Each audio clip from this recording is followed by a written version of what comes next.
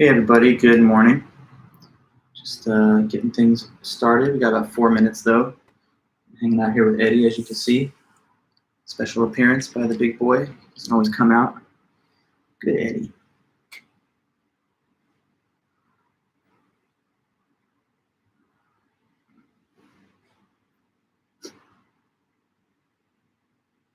Hi Jocelyn, Leo.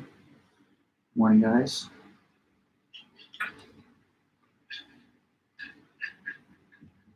Eddie. Sebastian, Kenny, Janice, how's it going?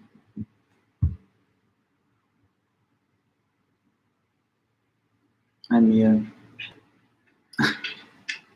Eddie's crazy. He does this thing where he droops. You seeing this? Why is he doing this? It's like his head is, he loves it. I don't know why, but it's so strange. He'll find a surface and he'll just like slump off of it. I gotta like almost pull him back up. But yeah, good morning. Still got 3 minutes till class time. Big Eddie.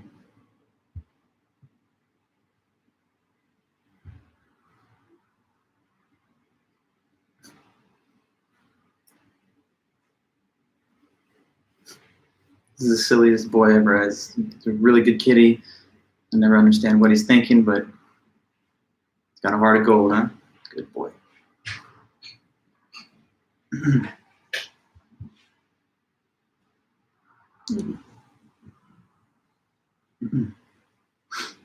Hey, Brittany, Jerry, Elia, Stephanie, Katan, Mia, good to see everybody.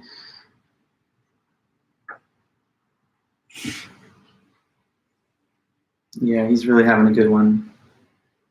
Big Eddie.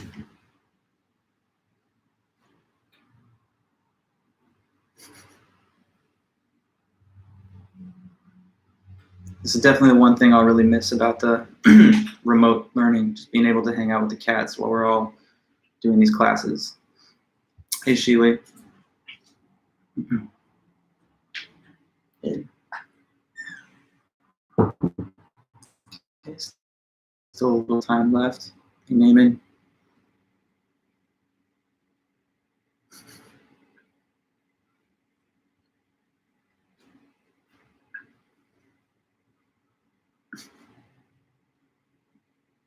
Eddie.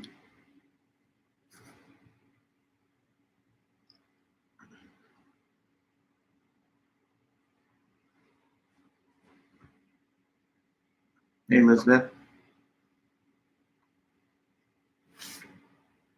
Okay, just another minute here. He's really grown. I don't know if you guys even remember at the beginning of the semester. I mean, he just turned a year old a couple weeks ago, but I feel like he keeps gaining those pounds every couple weeks. He's over 13 pounds now.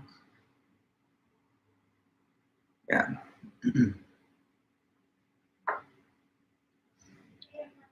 Okay, just a little more, a couple seconds here. Hi guys, hi Adrian.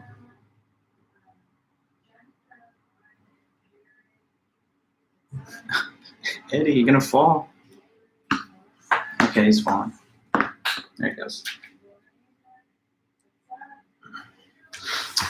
Okay then, so let's go ahead and get things started, guys. It's about 10 a.m. now. Once again, appreciate you guys being here and being up early. So let's begin with one question. Have you noticed my titanium announcement, which contains the prompts for the second essay? I think I mailed it on Friday morning or afternoon. Let me know, just to confirm real quick, and then I'll go over those prompts with you in just a bit. Yeah, so let me know. Okay, great, thank you. So Melanie, Kenny, thanks. And to the others, if you haven't yet, for any reason, gone in and checked on your school announcements or your emails or titanium notifications, go ahead and look, and you'll see the essay prompts that I sent around on Friday morning. So those are the second essay prompts. I'm going to talk to you about them, and also take note that I modified the due date by a little bit. So originally they were scheduled to be due on Thursday, May the 6th, Now I've made it due Tuesday, May the 11th. So you do have until that time, and that's 3 weeks from today. So you have a full 3 weeks. I just added a little extra time. Part of the reason for that is because I wanted to provide 3 optional topic prompts, and one of the topics has to do with material that we will start in on this week. So to give you enough time to develop your notes and do the readings for that, I just extended the due date just slightly. But anyway, let me read about the information on the prompts so we can be all clear on that. So I'm looking at the language here on my copy, and you can, of course, refer to your own if you want, or just hear me speaking. But what it says is this. Okay, so second essay for Philosophy 100. You have to write a 3 to 4 page essay, double-spaced, in 12-point font with normal margins on exactly one of the 3 prompts below, okay? No internet resources or assistance are permitted, so no, you may not use any kind of internet resources, no online articles, or certainly you may not use any other students' work or anything like that in order to help you compile your essay. Just your only resources are the textbook, class notes, and your own good common sense. It's due on Tuesday, May 11th. It says in class. I should have modified that, but obviously what it means is it's due as an email to me, delivered to my rvulich@fullerton.edu email address. And it'll be worth 25% of your grade. So you'll just email me that essay as an attached file anytime before class time on the morning of Tuesday, May 11th. So the formatting guidelines and stuff and the format and style guidelines are the same as for the first essay. So you can refer to the instructions given before, but basically we already know it's 3 to 4 pages, and you can go over 4 if you needed a little more space than 4. I would advise that you not do much less than 3, because it's not going to really be possible to give a fully detailed report on this information in just a couple pages. So 3 to 4, but you can go over 4 if you really need to. It's double-spaced. It's 12-point font. Don't mess with that to make the font bigger or the spacing bigger. Normal margins, no larger than the normal default margins. And you only write on one of the prompts. Make sure that you don't attempt more than one. I'm sure that you wouldn't for the most part, especially now that the prompts are on such different topics. But just be sure not to try and write on multiple prompts. And yeah, and in terms of style, as I said before, you don't have to have a long-winded intro or conclusion. In fact, if you wish, you can simply devote the whole essay on the body paragraphs. And whenever you're done addressing all the questions in the prompt, you can just end right there. You don't have to summarize. When you cite things from the book, which you probably should do, okay? A good, successful essay will probably include at least some citations of quotations from the book. When and if you do that, the only rule is that you just have to place the quoted passage inside of quotation marks, and at the end of the quoted section, please give the page number from the book inside parentheses. Okay, so that's all you need. You don't need to have a separate works cited or bibliography, but it is advisable to have some quotes in your paper. So when you have them, again, just enclose the quoted section in quotes and give the page number in parentheses at the end of the sentence. Okay, now there's 3 topics, and let me talk about each prompt. Depending on which subject you want to report on, you have 3 choices. You can talk about the philosophy of mind, which is something that we will begin with this week, so it's okay for you to delay the beginning of that prompt if you chose it, because you need a little more information on it that's yet to come, but that's one topic. The other one is time and the metaphysics of time, which we just kind of are finishing now. And then the other option is to write on knowledge, epistemology, and the work of Gettier. So first of all, the first prompt is on the philosophy of mind stuff. And keep in mind that that's something that we still have to cover. So some of the terminology here is not going to be yet clear to you, but it will become. What it says is monism or dualism. Explain the concept of dualism and monism, and then explain the concept of supervenience physicalism. Okay, yet to be explained, but we will. Then it says, you may refer to the works of Descartes, Stoljar, Smart, and Turing. So those are going to be the 4 authors in that section of the class. So that's just saying to you that these are the different authors that you can report on if you choose this essay.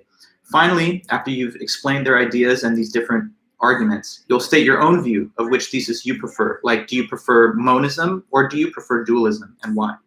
Okay, so that's one prompt. The second prompt option is time. What it says is, explain the way that Einstein changed the understanding of time with his theory of relativity. using our assigned readings, class lectures, and video presentations. About video presentations. So this is language that has been kept from a previous version of the class when we were in person, and I would show a video on the theory of relativity and Einstein. I'm going to circulate that same video to you guys in a class announcement that I will send, so that if anyone is interested in this prompt, they can utilize the video presentation as an additional resource. The only thing about the video presentation is it's a YouTube video that I downloaded years ago and paid for onto my account. And sometimes I think I've tried to send it in class messages, and it puts up a paywall for the student of like $1 or $2. I hope that's not the case. Maybe it has changed. But if that video presentation gets posted and there's a little paywall, then you may have to incur a slight cost, or you can avoid it. It's not necessary to writing the paper, but it's just some helpful additional insight. Anyway, just that's my little side note on the term video presentations here. But let me continue reading. It says, using our assigned readings, class lectures, and video presentations, explain the idea of the relativity of simultaneity, the 3 ways that time is like space, according to Ted Sider, and the way that space-time theory eliminates the idea that time, quote-unquote, moves. Finally, state whether you prefer Einstein's concept of time or the classical view from Newton that existed before him, and why. So if this was your choice, then you would talk about the case of the 2 lightning strikes and Einstein's discussion of how that shows that simultaneousness is relative. You then talk about Ted Sider's argument that explaining the idea that time moves is paradoxical, and it's better to just eliminate that assumption. But when we do, we have to take on the space-time theory, which says that space and time are more similar than you would have thought. And so you would talk about the 3 similarities there in terms of reality, in terms of parts, and in terms of the words here and now. And then you describe at the end whether you thought that the moving concept of time from Newton, where time and space are independent, is more plausible or realistic to you than the relativistic conception of Einstein. And the third option for you would be knowledge, epistemology. So that prompt says this: explain the classical idea that knowledge can be defined by 3 separately necessary and jointly sufficient conditions. So the first part there is talking about the classic definition of knowledge, which is justified true belief. You would describe and define each of the 3 conditions, and then you would have to explain why each one is necessary, but they're not enough by themselves unless you have all 3 together. So you would have to perhaps give examples in which the subject has some of the conditions met but not others, in order to justify why intuitively that's not the case of having knowledge. You could also discuss the ancient work of Plato and the dialogue called the Meno, where it is discussed that justification is key because it transforms what would otherwise just be a correct opinion into knowledge.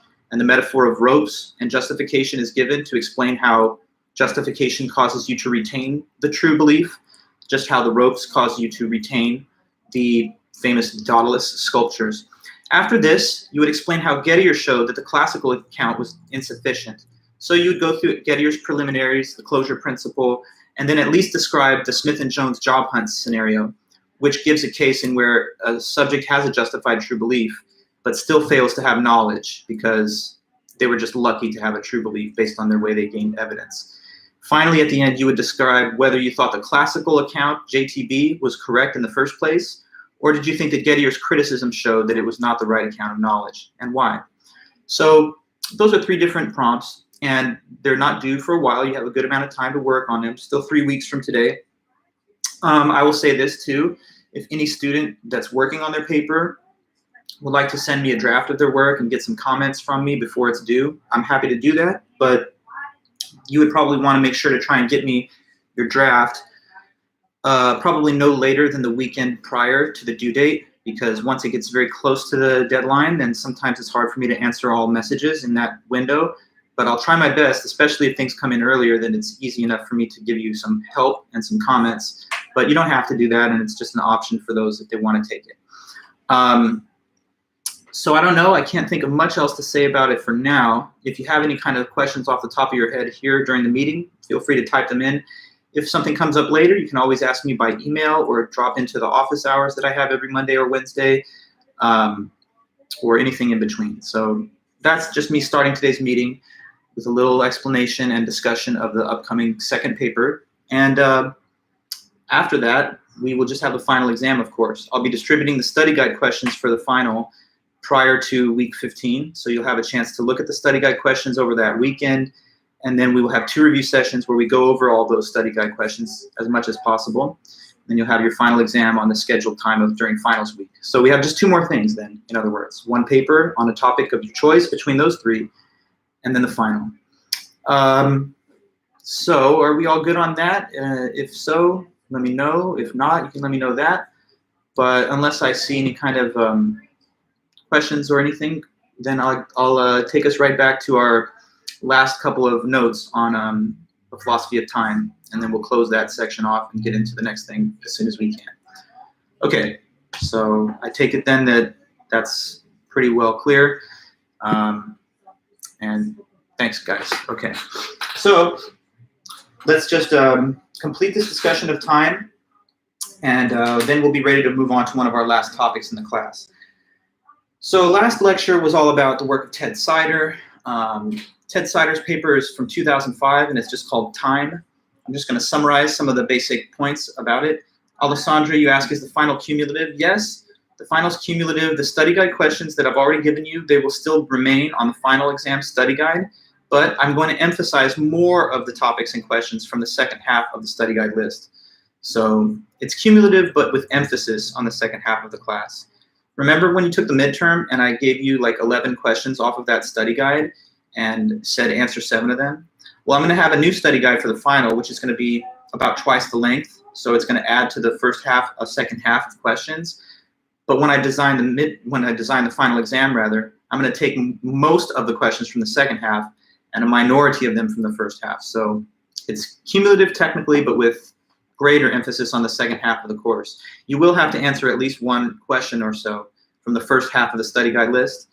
And there'll be a little bit of choice in terms of which ones that you do answer, because it'll, again, say something like answer 7 out of 10.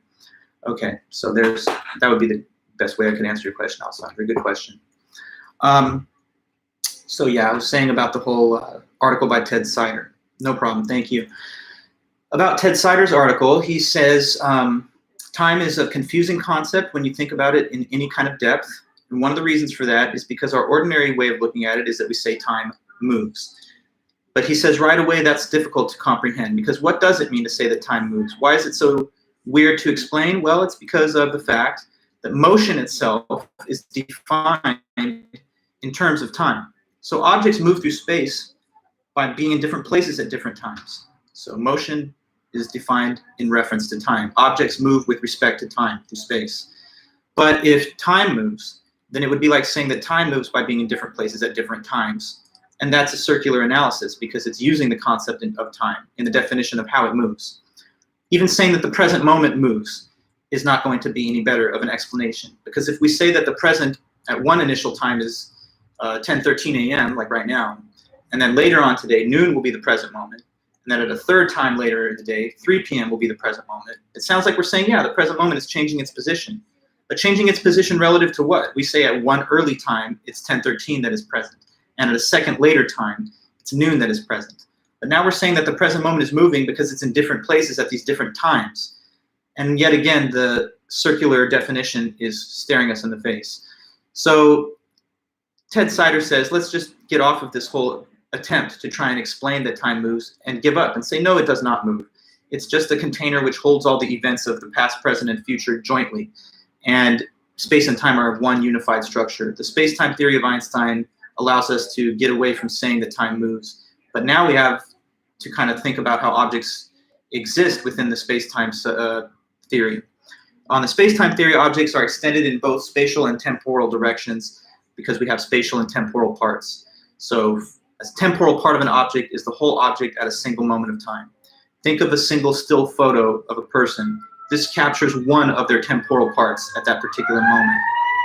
And, sorry, I got an ambulance driving by. And in the space-time theory, you know, we are like a stretched out sequence of temporal parts, one for each moment throughout the duration of our existence. And on the space-time theory, it's not just this present temporal part that's real, but all the ones that are in the future sequence of events and all the ones behind in the past sequence of events, all of those space-time points exist, and they exist always, and they always will, and they always have. So, so that's the right conception of reality on the space-time view. There's some weird things about it. Like, for example, on this view, nothing really changes. If I say get a black eye today, you would look at me and say, wow, you have a new injury and your face has changed from being clear to having purple on it. But on the space-time theory, there's not been any change because the temporal part of me, which has the black eye, has always occupied that position on the timeline. And the prior part of me without it has always had its position on the overall timeline. But the timeline as a whole and all the stages have always been there. I was watching this Netflix thing the other day, okay? It's like a science fiction movie, kind of fun, called Synchronic. And they're messing with this space-time idea. They even cite Einstein a little bit in the narrative of the plot. And they try to describe this concept of like how all the moments could exist, even though you're just experiencing the present moment. Okay, so they gave what I thought was helpful. I don't know, see if you could work with this. I mean, it's from film, so it's not supposed to be beyond the average viewer's ability to comprehend. But you guys remember records, okay? Like records, vinyl records. I know you probably don't use them, right? Because we're all just listening to MP3s and digital downloads now. But records, like they're, you know, the big vinyl circle discs, and a needle goes past them to play the song, right? Now, looking at the record as a whole, the whole album is on the record, right? Like all the songs are there. But when you have the needle passing over the record, you're just hearing parts of the groove of the record at a time. So now, on the space-time theory, me and you are like the whole record. Like the whole record of everything in our whole existence is all there. But our consciousness is perceiving the moments along this record in a sequence. So like our consciousness is like the needle that's just going over this whole record. But all the moments are there, and they're fully set out. So the record of all your past and future and everything, including all of time and space, is just set out in this big kind of sequence of facts. But consciousness somehow has a linear ordering of it, and it just perceives them as though they go in this kind of ordered sequence. Anyway, guys, I don't know if that's a helpful metaphor, but I thought it was a teachable thing, so I brought it into the lesson today. Okay, so that was my summary and review of Ted Sider's material for the most part. He says that in terms of realities, time and space are similar because moments that are far away in time are just as real as moments that are happening now. In the same sense, objects that are close up in space, present to my face in space, they're just as real as when they're far, far away from me in space. So spatial distance doesn't affect how real something is, nor does temporal distance. The second similarity in terms of parts. Objects take up space by having spatial parts, meaning physical parts. Like I take up this chair by having my body parts, okay? But I also take up time by having temporal parts. Parts of me that are located at positions in the future and past. And those temporal parts on the theory are just as real as the spatial parts are. And a third similarity is in terms of the words here and now. Those are two similar terms because they're both relative. Here is a relative spatial word. Where is here at? The location of here is subjective and it's relative to the position where the speaker is when they say it.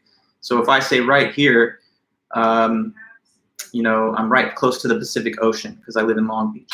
That's true. But if someone in Nebraska says, right here, I'm nowhere close to the ocean, they're also saying something true. But when they say the word here, it refers to the physical location surrounding where they're speaking at. So there's not one objective position of so-called here. It's relative to the position of a given speaker. Same with the word now. Okay, now you might have thought that the word now has only one objective meaning. There's just a single moment now, and it's like right now, 10:19.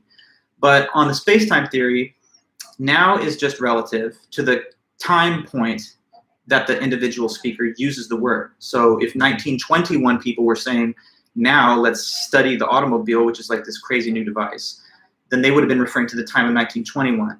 And if I say, now let us study the, you know, electric automobile, which is becoming more widespread and commercially available, I'm talking about 2021 now. And if people in 21 are saying, now let's study the, you know, the elimination of fossil fuels that happened back in 2070 or whatever, then they will be talking about their current time. So the one word now can be indexed to any space-time point where an individual temporal part uses the word.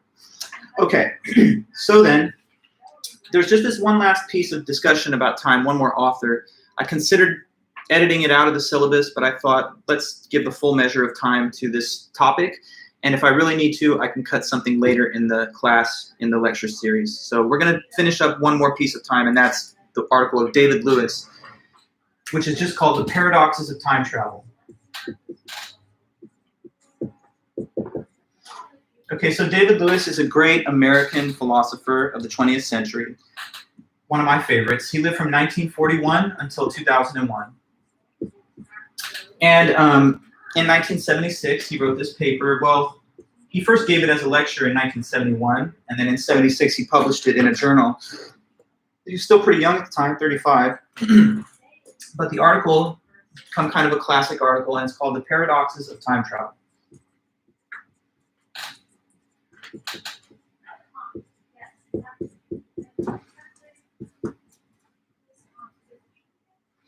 The Paradoxes of Time Travel by David Lewis, 1976. So, first of all, about Lewis. Just Lewis is a cool and interesting philosopher, I think, because he's one of the guys that takes on some of the most obscure and kind of weird positions. You know, he's famous for giving very credible philosophical defense of some obscure and interesting conclusions and theses in philosophy. So he's good at like providing a robust defense of like neglected and perhaps not well received views in philosophy. And anyway, in this paper, his goal is simple in a way. His goal, his mission, is to just make the case that time travel is possible. It is possible. That's his position. So what he has to do then is defend that claim against anybody's position that no, it is not possible. He's going to try and explain that whatever people say are paradoxes of time travel, you know, perplexing things about it that some people would make them say it's impossible. He says, no, those don't show that it's really impossible. If anything, they show that it's weird, bizarre, but not literally impossible or contradictory. So a simple plan, in a way, make the argument that time travel is possible. But in order to do that, he's going to have to defend against what some say are the impossibilities, the paradoxes. So let's go through it. What are the so-called paradoxes of time travel, and how does David Lewis bat them away to still leave us with the impression that it is something that could happen, theoretically? Okay, so let's go through it. The first thing Lewis does as he begins the paper is tries to provide a working definition of time travel. Okay, so what he says it is this.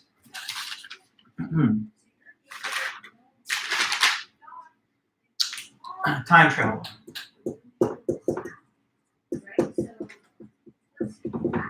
Let me say one more thing, though, before I provide a definition here. Why are we talking about time travel, for example? Well, because on the space-time theory, okay, if what we've heard about the space-time theory is true, so that all the moments of space-time are just there, it's not just this present moment, but all the future and past moments, they're all part of reality, and they all exist equally. If that is true, then you would expect, just like on this record metaphor, that if the past moments and the future moments are on the record, then how come we couldn't like jump ahead with the needle to other points? If they're out there somewhere in space-time, then you would imagine it should be at least conceivable, in theory, to gain access to other points in space-time. In other words, time travel should be metaphysically possible if the space-time theory is correct. So what is it, though, time travel? Here's what Lewis says. He says, time travel is basically a discrepancy between two different measurements of time. So let me explain that. A discrepancy, in other words, a difference,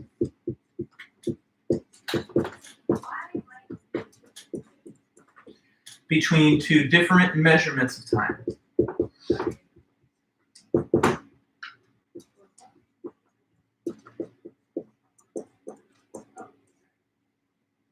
Measurements, hope you can read that, of time. Okay, discrepancy between two different measurements of time. That's time travel. To make this clear and understandable, I'm going to draw you a little diagram here. Okay, so here's a person, right? Stick figure, just my standard way of depicting a person. Suppose that in this person right now and on their watch, it's 11:55 a.m. Okay, 11:55 a.m. on their watch, on all the watches everywhere, that's just the time of day. This person now steps inside of this cylinder. Okay? Now they're in the cylinder. Let's suppose that inside the cylinder, they spend what is 5 minutes of time. And that's how long it is in their experience, 5 minutes of time. On their watch, they see 5 minutes pass, and then they get out. So I have a question for you guys, okay? If this guy gets out of the machine after the 5 minute span being inside the cylinder. If he gets out and his clock says noon, and all the clocks everywhere say noon on the same date, then did he travel through time or not? Let me know that. So walking in at 11:55, spending 5 minutes in there, getting out. If he gets out and his watch says 12, and all the other clocks also say 12, did he travel through time? Correct, Naaman, no. In that case, what did he do? Well, he stepped into an empty shipping container, hung out in there for 5 minutes, and got out, and that's not time travel. Okay, if that's time travel, then I guess we're all time travelers, but in a very boring sense, meaning that we move through time at a slow and steady pace of 1 hour per hour, and that's not what we mean with time travel. With time travel in the science fictional sense, it means that you're jumping ahead in time. So like 5 minutes for you is a year, 5 years, 10 years for everybody else. Or you're jumping back in time. So while you're going ahead 5 minutes on your watch, you pop out of the machine and you're behind when you even entered, like a year behind or a month behind or even just a few hours. Okay, so for this to actually be a time travel machine, then there will have to be a discrepancy between the time shown on his watch, which is of course attached to his body, so it's a time traveler with him. There will have to be discrepancy between what's shown on his watch and all the external watches and clocks apart from him. So here's a question then, guys. Try and follow this. What if he travels, let's say, a short little trip, 2 hours into the future? If that's what happens, then when he gets out of this machine, spending 5 minutes of his own time inside, he'll exit, and on his watch it will say 12 noon. But if this is a 2 hour jump into the future, then what should all the external clocks say when he exits? So 5 minutes on his watch, spent inside the tube, gets out, and it looks like on his watch it's 12 noon. But if this is time travel 2 hours to the future, then all the outside watches on everyone else's experience, those other clocks should show what time indication? Not 12, as we just said, because then that would have just been his clock and all the other clocks match. But if he's a time traveler, then when he gets out, although his says 12, the others say 2. That's correct. Okay, so we have this discrepancy. He gets out, and on his watch, it says 12 noon. If I could actually write it, the numbers, 12 noon. But on all the other watches out there, we see 2 p.m. Now that's like time travel into the future. Suppose that it was time travel 2 hours into the past. Then he spends 5 minutes inside according to his watch. He gets out, and on his watch, what does it say? 12. But if this was a 2 hours past travel, then although his own watch will say 12, what will all the external clocks say? I guess they would say 10 a.m., right? So to an external observer, it would look like this guy walks out at 10, even though nobody came in before. And to everybody in the factory, they'd be like, whoa, where'd you come from? And he'd be like, oh, don't worry, I came from the future. I entered this machine 2 hours from now. And then I popped out here into this point in time. Okay, so time travel, therefore, has to involve a discrepancy between the time experienced and recorded by the traveler themselves and the external time of all the others. Now, this leaves us with the first possible paradox of time travel that Lewis has to try and explain away. So here is our first possible paradox, guys, and it's based on all the stuff I've just explained.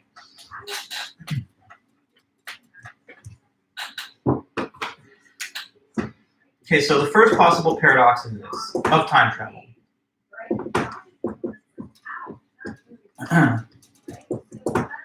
It's this question: how can the same two events be separated by two different amounts of time?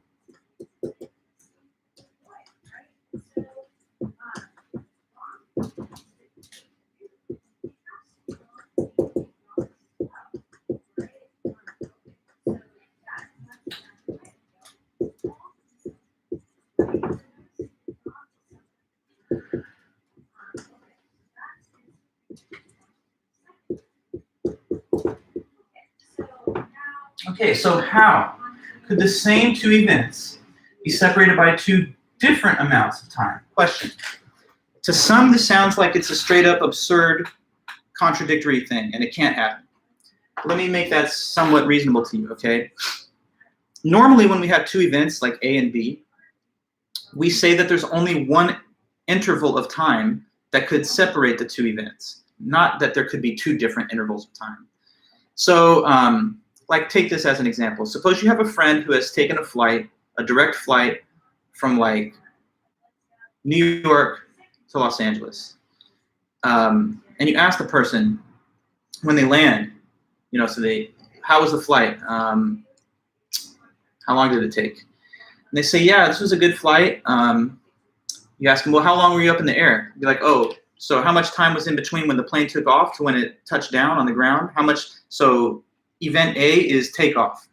Event B is landing. How much time in between the two? Good question. Well, it was 6 hours and it was 2 hours. So there you go. Now, if somebody said that to you, I'm sure you would for a moment be like, what are they saying? Are they losing their mind? I asked them how long in between getting up in the air and landing. And they gave me two answers. They said that it took 2 hours and that it took 6 hours. You ask them, you're like, do you mean add them together like 8? And they're like, no. What I mean is it took 2 hours. And also, separate from that, it took 6 hours. You're like, well, I asked you for the time between the two events. How could it be two different amounts? So that might sound impossible to some. And if time travel involves that, some people might say right away, that shows us it can't happen. Because, for example, how much time is in between getting into the cylinder and getting out of it? Right? You get what I'm saying? Like, two answers suggest themselves. One possible answer is that when he gets in, it's 11:55, and when he gets out 5 minutes later, his watch shows 12 noon, so there's 5 minutes in between. Another answer, though, from everyone else's outside perspective, is that he gets in there at 11:55 a.m., and they're waiting for 2 hours, and he exits. And so is it 5 minutes or is it 2 hours in between entering and exiting the cylinder? Both answers seem equally plausible according to the theory. So what's the right answer? David Lewis says, actually, there's no paradox here. The way of getting around this supposed paradox is to simply mention that there are two different time frames. Okay, so that's what gives us the solution to the paradox. Let me write out what's been talked about here. Two different time frames.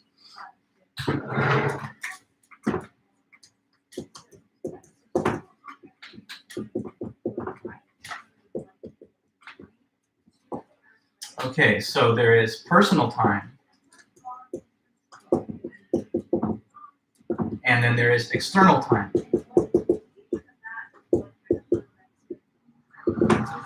So first of all, what's personal time? Personal time is time as it is experienced and measured by the individual time traveler as shown on their personal wristwatch, which is on their body, so travels with them. So time as experienced and measured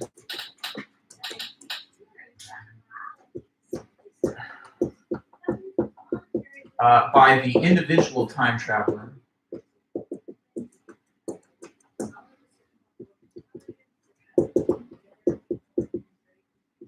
as shown on their wristwatch.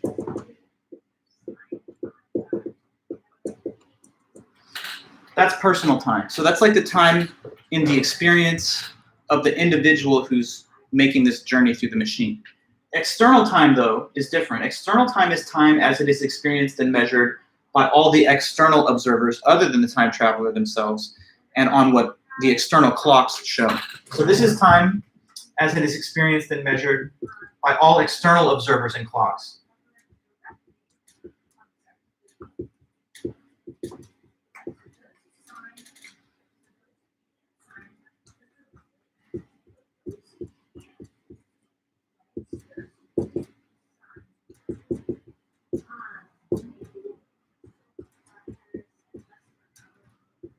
And clocks. Hopefully this is easy enough to read, but I'll read it out so that it's clear.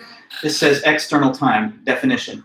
Time as it is experienced and measured by all external observers and clocks. So now, with the utilization of these two different time frames, we actually have a more precise explanation of the events depicted here on the board. We would say then that how much time is in between entering and exiting the cylinder? Okay, well, it's 5 minutes of which type of time in between getting in and getting out? Now we have these two different time frames to refer to. So tell me, between those, we say that it's 5 minutes of which kind of time spent in between getting in and getting out of that same cylinder? 5 minutes of which type of time? Which one?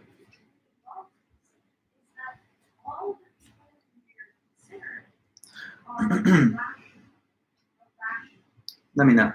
Correct, Kobe, yes. It's 5 minutes of personal time because that's the amount of time designated by the time traveler's watch and in the experience they have. So relative to them, they spend like a few minutes in there listening to some pop songs, and then they get out, and it's a different time on all the external clocks. Now, on the other hand, we could also say that getting in and getting out is separated by 2 hours, but of which other type of time frame? Now, there's only one option, so I'm sure it's easy for you to say.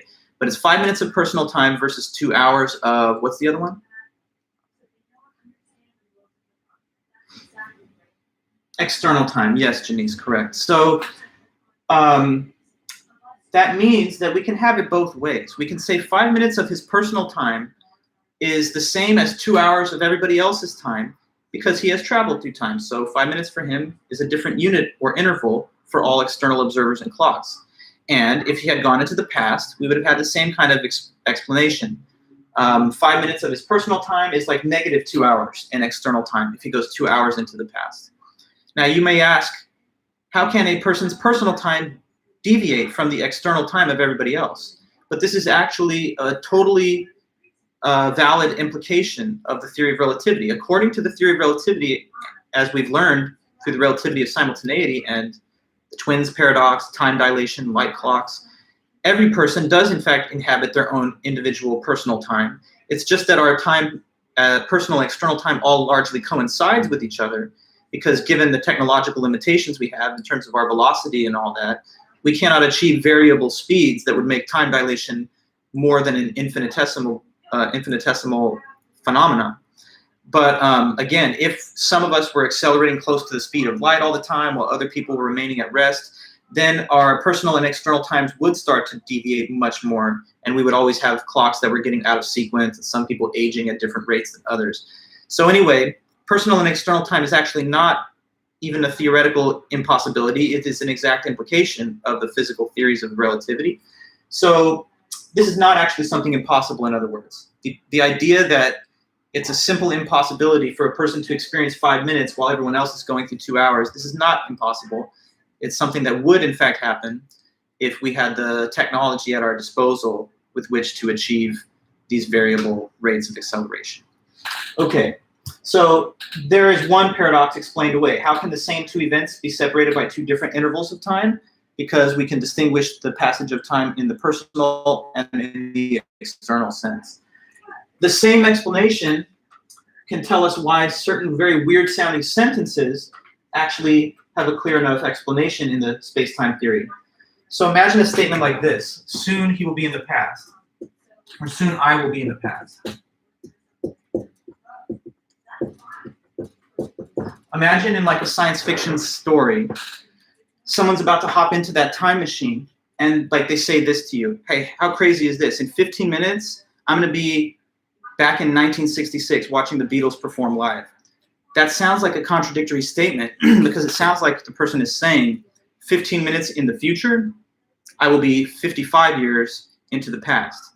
How can time be going in the opposite directions such that 15 minutes from now, like ahead of me, I will be way back then in the past? Well, again, the proper explanation of such a quote would be that, like, say in 15 minutes of my personal time, I will be 55 years minus in external time. So such strange and puzzling sounding statements can receive a logical justification based on the space-time theory. So far he says we have not seen time travel being impossible. Well, what are some other weird paradoxes that can be explained away? Another one is this, okay? Okay, so here's our question next.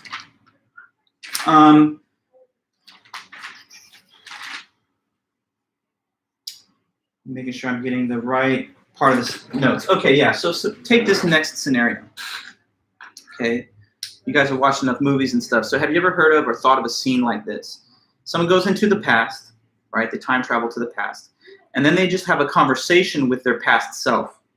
Okay, so imagine that you did that, okay? Like, suppose that whatever, time machines drop later this year, you know, Elon Musk brings out the first Tesla Corporation time machine, and you're like, wow, awesome. So it's 2021. Let me go back and just see if I can mess with myself back in the year 2017. So, you know, you want to go back and talk to your like high school freshman self now that it's 2021. And so you go back, you get in this machine, now you're back in 2017, and it's you, the like college age version, talking to your younger high school self. And as you enter this past, you know, you get on the phone and you call your younger self. You're back in 2017 now, Trump is still president, but you're from 2021. You're in the past relative to yourself, and you're talking to your younger version who is back in 2017, like chilling in high school. You make the call, you're on one side of the line. Your younger self is on the other side of the line, receives the call. Now you guys are talking. I don't know what you would say to yourself, but that's beside the point. Question is this. If that were to really happen, okay, think it through. What would you tell me if I asked you this? How many people are having the conversation? How many people are involved in that phone call? Is it 2? Is it 1? There you go. What would be your answer? So talking to yourself in the past on the phone, when you go to the past. How many people are in the conversation? What would be your most intuitive answer to that?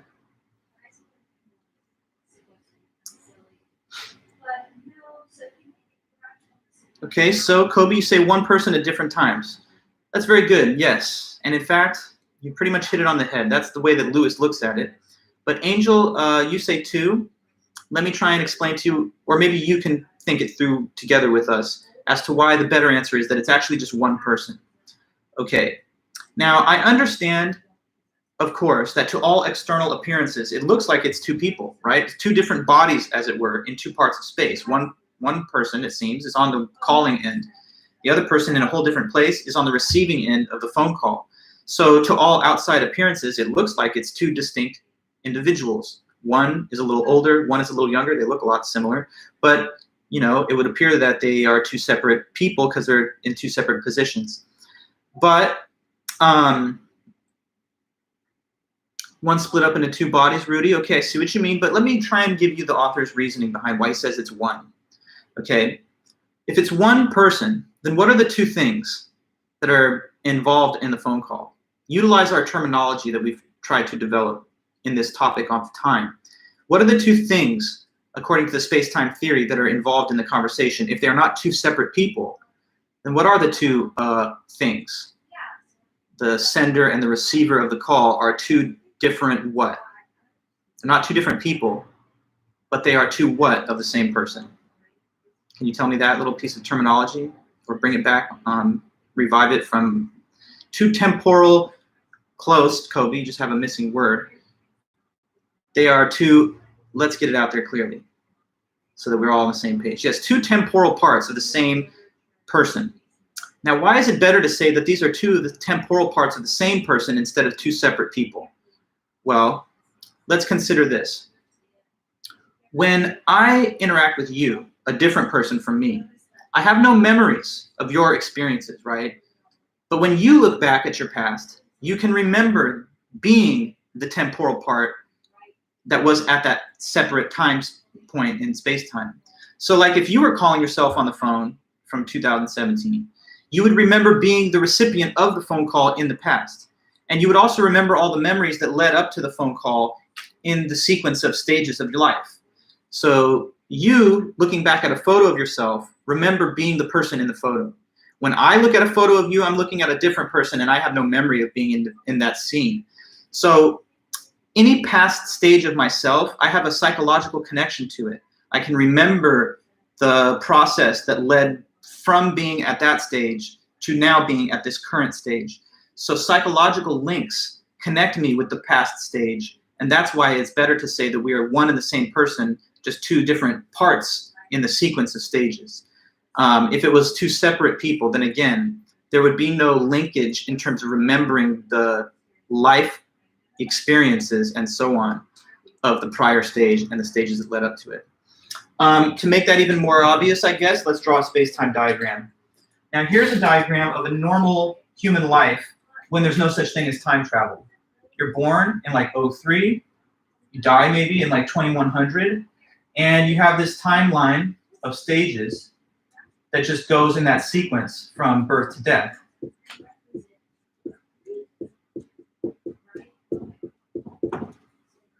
Okay? And you never loop back on yourself because there's no technology or means with which you can like reverse or go back into a previous point in time. But suppose that time travel was real and we actually could do that.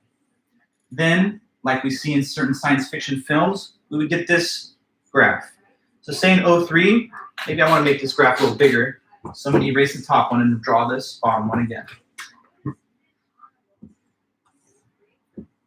Okay, so say you're born in O3. Eventually, way out there, 2100, pass away, but you're living, and then suppose 2021, wait, the time machines drop. So now you're like, cool, that's awesome. I want to go back to 2017 and have a phone call with my past self. So you take the machine on a little trip back to 2017, and you hang out, you do that little conversation, and you're like, okay, I'm done. Zoom back into 2021, and then just continue your life until the end of that streak. Now, in the other diagram that we had, where it was just like this,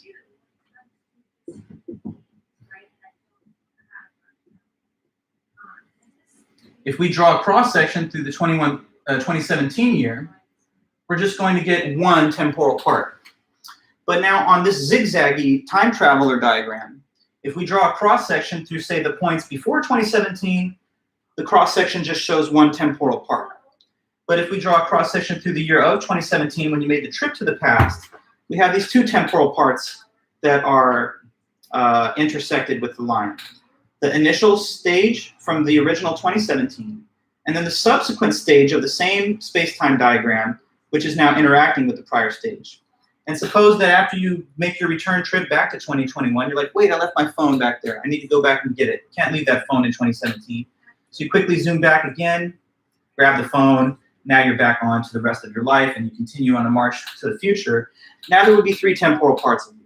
So the rule is that with each trip to the past, you generate another temporal part of the same person located in space at the same time.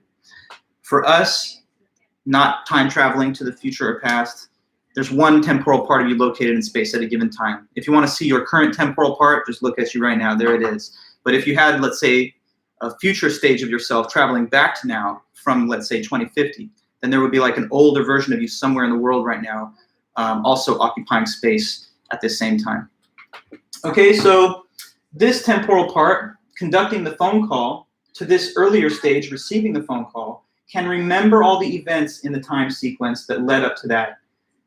The current temporal part, of course, doesn't have access to the future sequence of stages, but they do have a memorial connection to the past, and that's why it's a better explanation of the facts to say that these are two temporal parts of the same person. So if it was some apparent paradox, how can it be both two and one? David Lewis resolved the paradox in favor of saying it's actually one person, but again, according to the theory, two temporal parts are the same. Let me read some from the book, and you can hear the author put it his own way. So here's what it says.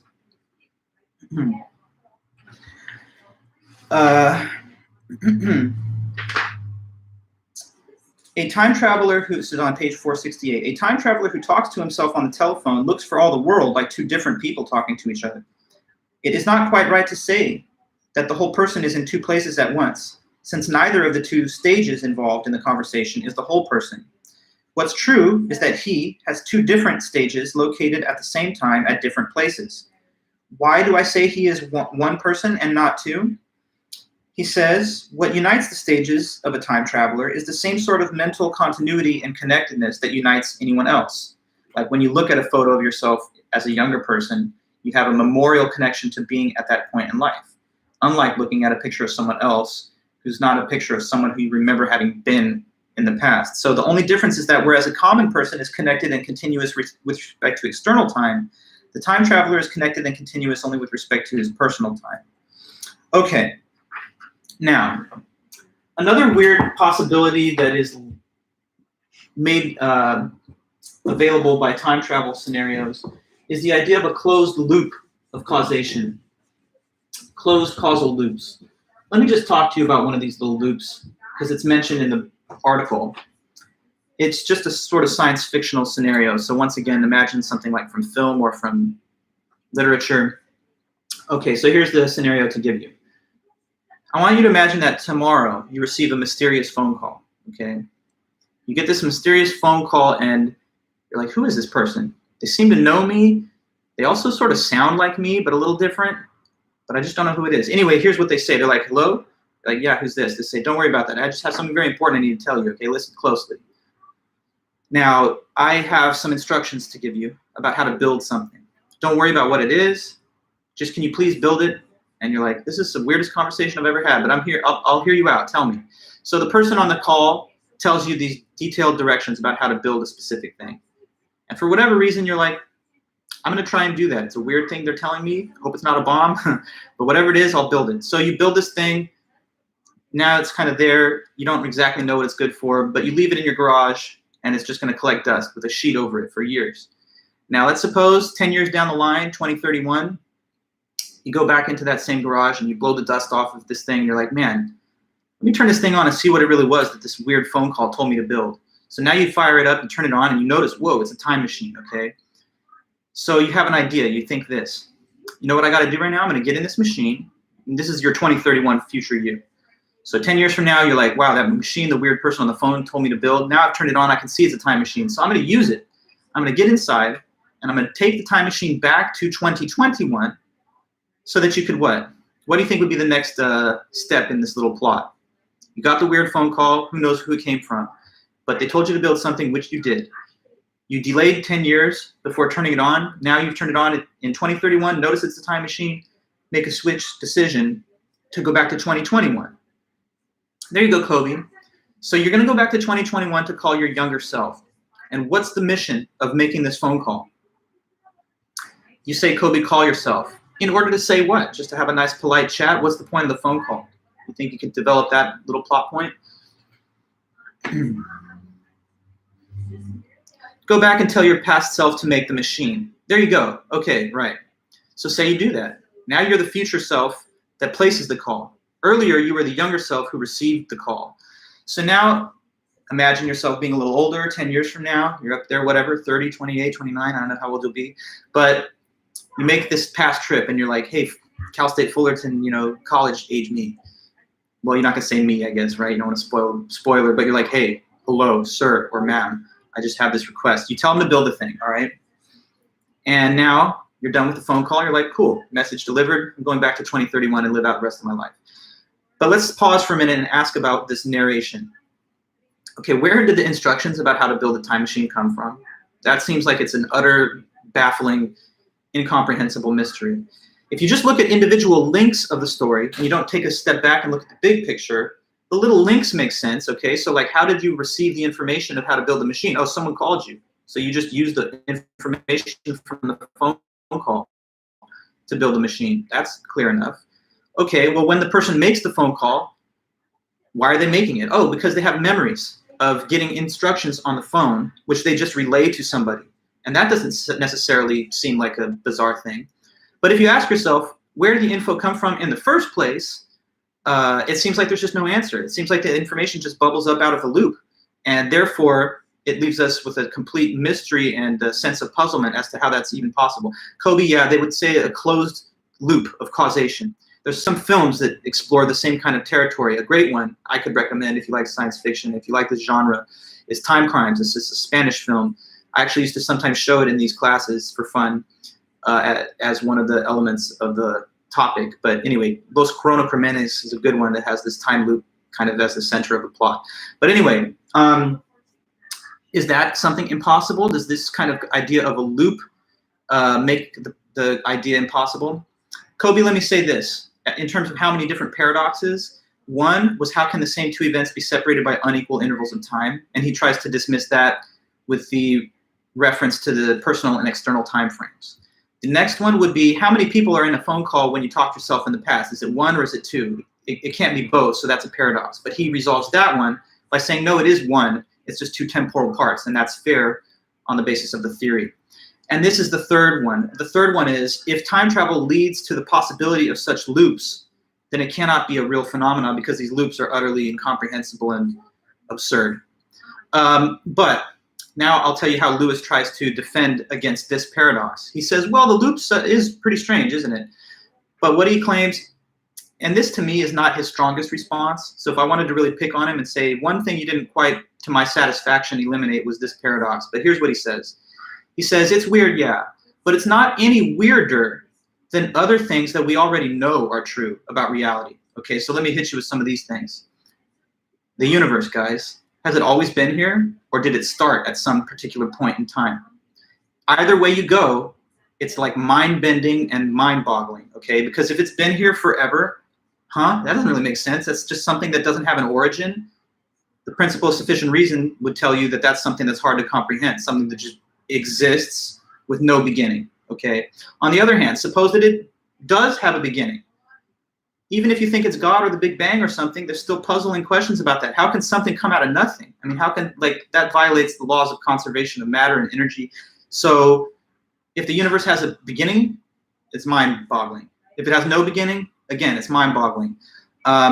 Or if you just say, well, God explains it all. God's mind-boggling. Like, how could there be a being, the supreme being, that's just got no origin, it just is ultimate? So he says, we know, though, that one of these things is true. Like, either the universe has always been there or it hasn't. Either way you go, it's bizarre and puzzling, but time loops and these closed loops are the same kind of thing. Strange, bizarre, but something that we're able to accept because it's not any weirder than basic facts about reality itself. In my view, this is one way of solving his supposed paradox, but it's not entirely satisfying because it just says, hey, everything's weird, kind of. Do you really think these loops are any weirder than the fact that you're a part of a universe right now, which kind of doesn't have any ultimate foundational explanation either? So I'll read from that. Here's what he says. Okay, so recall a time traveler that talks to himself. He talked to himself about time travel. In the course of the conversation, the older self tells the younger self how to build a time machine. That information was not available through any other way.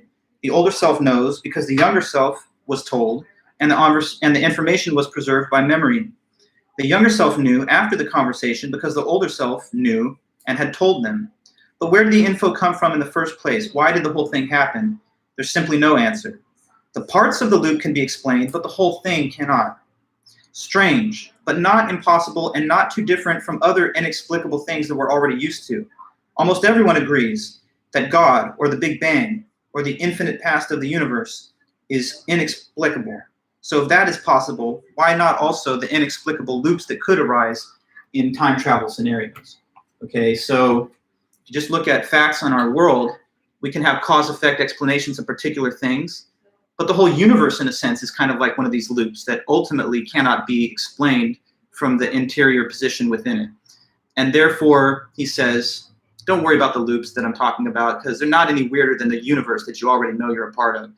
Is this a perfect way of dismissing the objection or that it's paradoxical? I don't know. But that's what he has said. Now, the last point in his essay is probably maybe one of the most interesting. It's perhaps the most famous example from this old paper of his. And it's a scenario which asks this question. Would it be possible in a time travel scenario to change the past? Would it be possible to alter events, to modify things from the way they happened originally?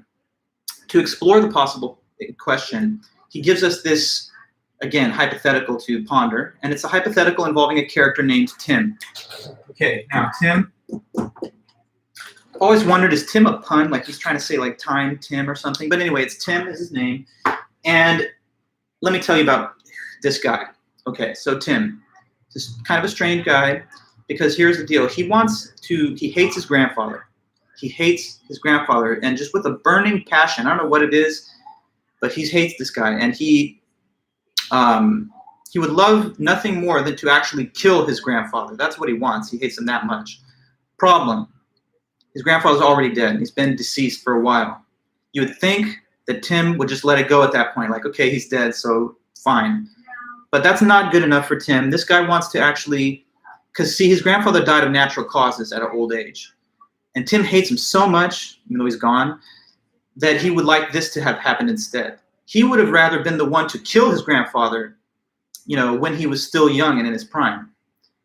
So it bothers him that his grandfather survived into old age and died of natural causes peacefully. So Tim wants to take him out and assassinate him. So what he actually does is this. Tim has inherited a whole bunch of wealth. Ironically enough, much of this wealth has been inherited from his grandfather. But never mind that. So he uses this inherited wealth to build a time machine. And he does build it. And using the machine, he goes back to 1921, back when his grandfather was young and in his prime. Okay, and before the grandfather ever met the grandmother. So therefore, at a time before one of the parents of Tim was conceived by these grandparents, all right? So now he's popped up in 1921, coming all the way back in time, and he's got a rifle, and he's full of motivation and training and intent to kill and assassinate his grandfather back in 1921. Okay, so here, question. Can Tim succeed in killing the grandfather, yes or no? Think about the answer, and that's the question of this possible paradox.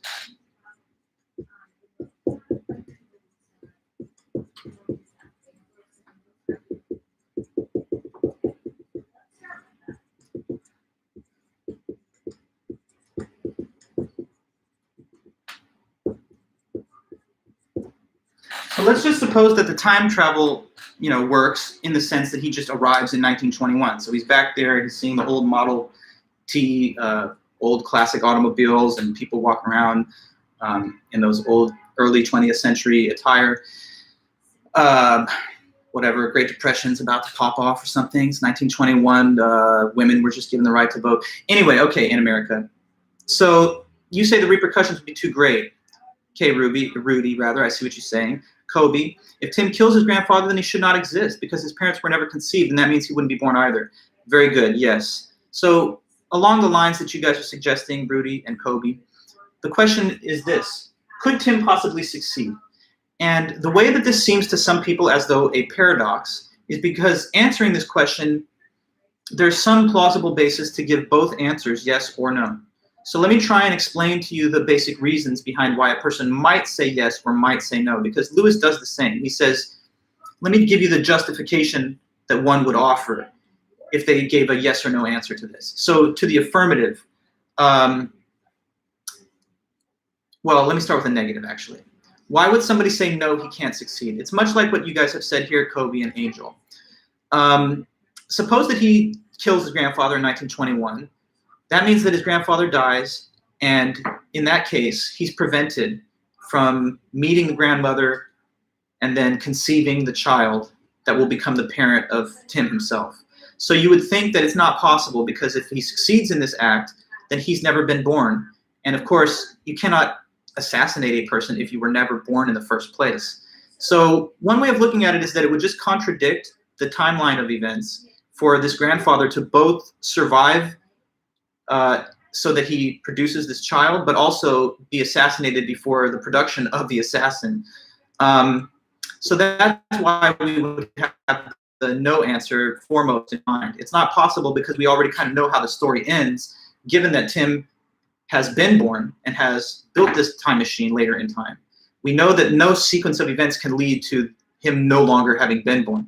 Let me try and make that somewhat relatable to yourself, okay? Here you are watching this lecture, so clearly you've been born. I'm very happy about that. Here you are. Now, can we agree that since you have been born, there's nothing that could happen now or in the future that could annul your birth? I mean, I know you could die now, of course, but there's nothing that can make it so that you were never born in the first place. Sometimes when people are depressed, they're like, man, I sometimes wish I was never born. Well, that's never going to happen. You were born. So whatever happens from here, your birth cannot be eliminated or contradicted. And the same we imagine is true of Tim. So since he exists and has, in fact, had a birth, there cannot be any lead-up events prior to that that will alter those events. Because again, if he succeeds, then we have a contradiction. Both he was born and also no, he was never born, because his grandfather died before conceiving the parent. Okay, so that's the basis for the no answer.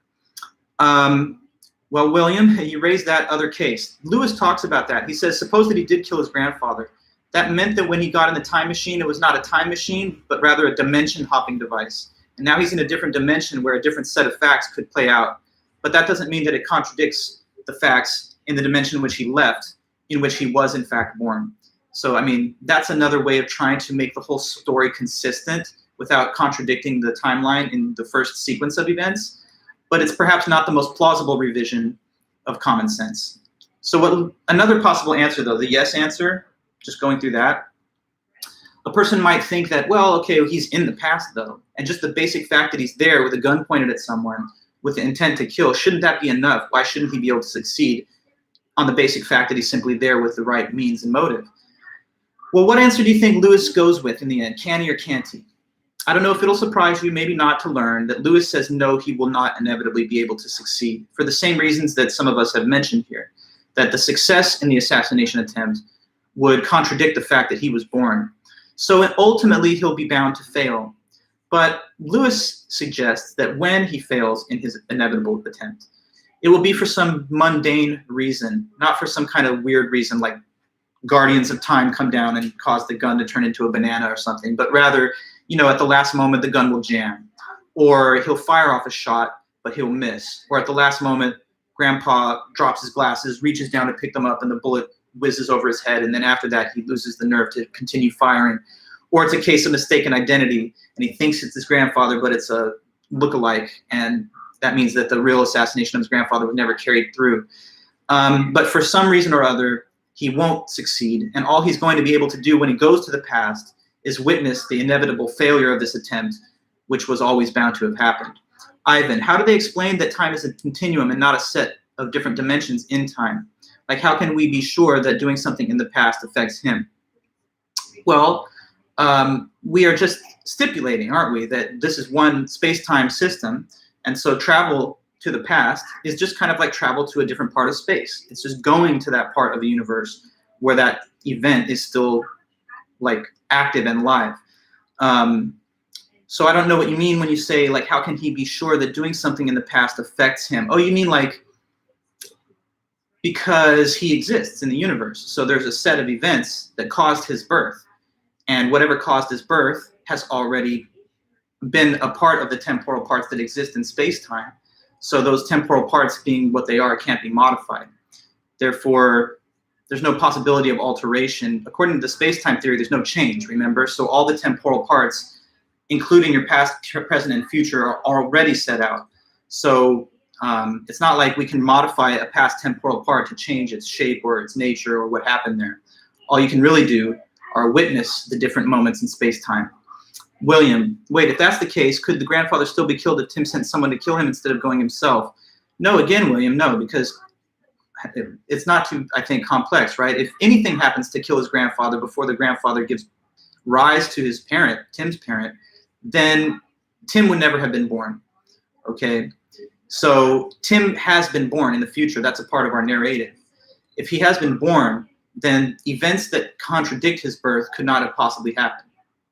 Because it's like, again, we already know his birth happened, so that's been a given. That's a given in reality. So no sequence of events can contradict that fact. Now, in a way, last point is that Lewis says we have these different intuitions, one supporting that no, he can't change the past, and another supporting that, yeah, he could. It's because we're actually thinking about the word can in two different senses of the term. So here are two different interpretations of the word can.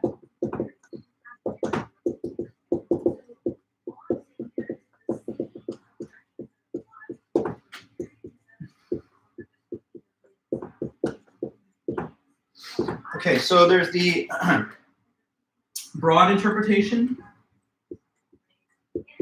and the narrow interpretation. So the broad interpretation of the word refers to what a person can do given a more broad set of facts, okay? What a person is able to do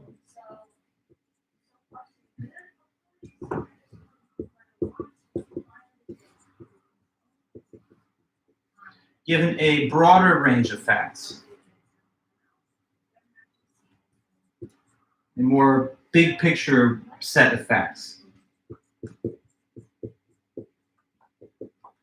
The narrow sense of the word can refers to what a person is able to do given a more restrictive, narrower set of facts. Okay, so when we have tunnel vision and we eliminate the big picture, that's this narrow sense. What a person is able to do given a narrower set of facts.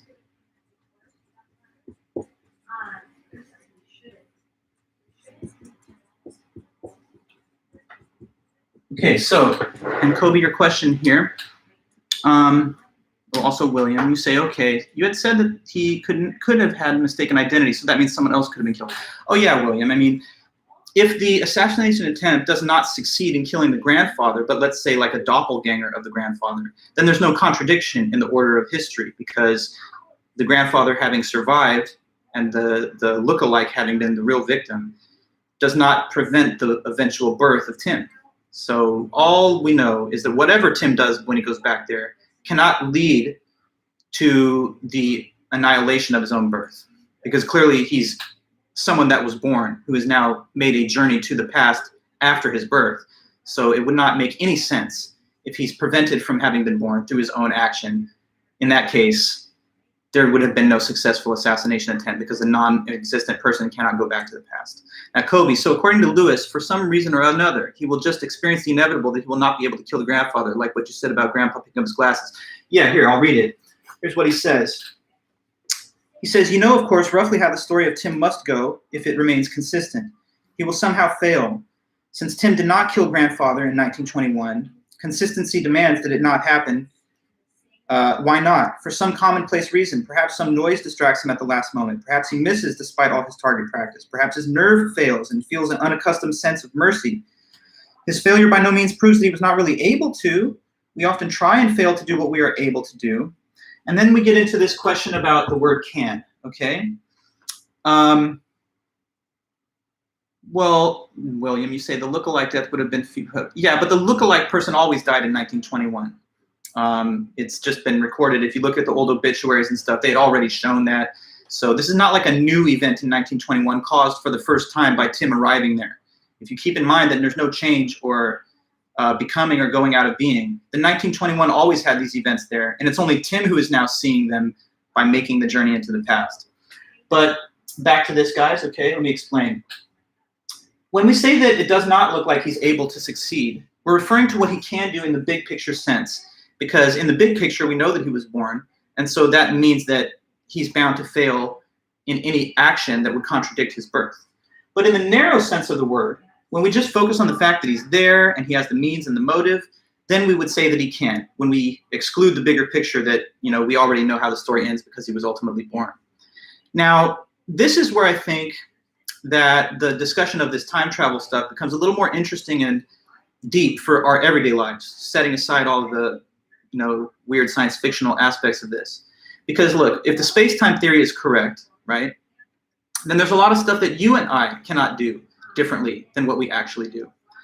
Here, I'll ask you a quick question, and just give me your most normal answer. If I ask you, can you speak Russian, what would you say back to me? Can you? Can you speak Russian? Oh, come on. Sad. Anyway. Can you speak Russian? Okay, well, here's the thing. We know that you can't speak Russian in one sense of the word, meaning that you've never yet learned it. You never learned it. You don't know the grammar and the vocabulary. And since you've never taken a course of study on this topic, that's why you say no. But what if I ask you the question in a slightly different way? Compared to a dog, can you speak Russian? Right? Now I'm asking you the question with a slightly different scope. You say, no, you can't, when I just asked it in a normal way. But if I say, by comparison to a dog, could you speak Russian? What do you think would be your answer here? As opposed to, say, a dog. Could you, a human, speak Russian? Yes. Okay, now look, I asked you the same question and you gave me different opposite answers. In the first place, you said no. In the second place, you said yes. And now that exposes the difference between these two senses of the word. So in the big picture sense, you can speak Russian if I just include the big picture that you're a human, and so you have the ability to acquire a new language if you really focused on it and studied it. In the narrow sense of the word, the meaning in like just the sense that you have not yet learned it and you've not yet studied it, then that's when we say you can't. So in the bigger picture here with space-time theory, we also could say that there's things that we can and can't do in both senses of this term. So in the big picture sense, could you have missed this lecture today if the space-time theory is correct? Well, no. You're like Tim, unable to change not just the past, but the present and future. Because if the space-time theory is correct, then all these moments, not just the present, but the future also, they are already fully set out. So you watching this lecture is a part of the sequence of temporal parts in your overall timeline of life. And that means that not only could you not have avoided this, but you couldn't have done anything else contrary to fact. So you didn't actually have a chance to go to a different college, or you didn't have a chance to live in a different city than you are right now. Because if the space-time theory is correct, then all the events, including your past, present, and future, cannot be altered or made different. So the way I think about this space-time stuff, setting aside the weird possibilities of time travel that we discussed here at the end, the really deep metaphysical punch to me is that if it is all correct, then predestination and fate is like a real phenomenon. And it is the universe and its natural laws that govern all of the sequences of stages that I will ever experience. So if that's true, then contrary to fact possibilities are merely illusions, and you're only ever able to do that which you actually do. So if this is the case, then I want to wish you guys good luck, because you'll need it, since after all, you, the individual, don't really have free will, and you're sort of powerless to affect an alteration of the actual course of events. But so far, it looks like things are going pretty well for you, so I think your luck is going pretty good. Anyway, guys, that's all I have for us today, and that's finishing our topic of time. So we're all done with that. Like I say, I may send a video to supplement some of the lessons if some of you want to watch it, but we're going to start on Thursday with a new topic, and that new topic is going to be philosophy of mind, okay? So that's what we're going to focus on starting next time. So are we all good, guys? If so, just let me know and I'll sign off on the chat.